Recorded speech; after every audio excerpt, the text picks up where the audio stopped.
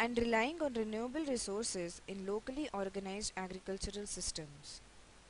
Now, let's have a quick look at the history of organic farming. J. I. Rodale brought the word organic to the US when he began publishing Organic Farming and Gardening in 1952. He originally financed the publication with profits from his plumbing and electrical supply business.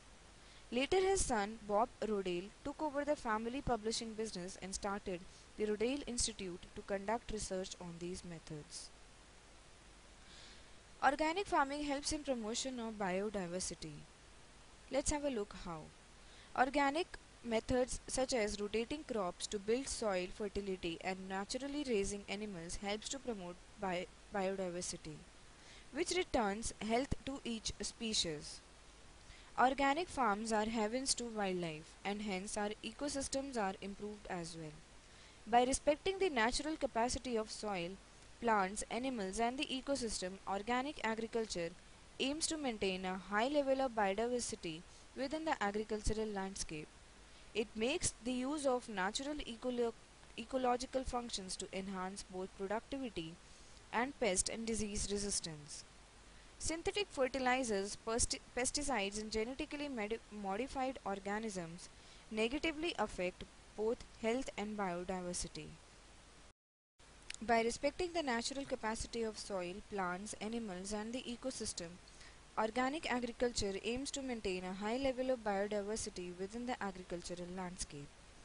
It makes the use of natural ecological functions to enhance both productivity and pest and disease resistance.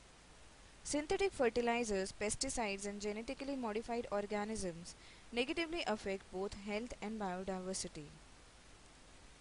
Techniques employed for organic farming act as an ecological production management system. By promoting and enhancing biodiversity, soil biological activity, it promotes minimal use of off-farm inputs and employs management practices that restore, maintain and enhance ecological harmony. Now let's study characteristics of organic farming. First is crop diversity. Crop diversity is a distinctive characteristic of organic farming. Conventional farming focuses on mass production of one crop in one location, a practice called monoculture. The science of agroecology has revealed the benefits of polyculture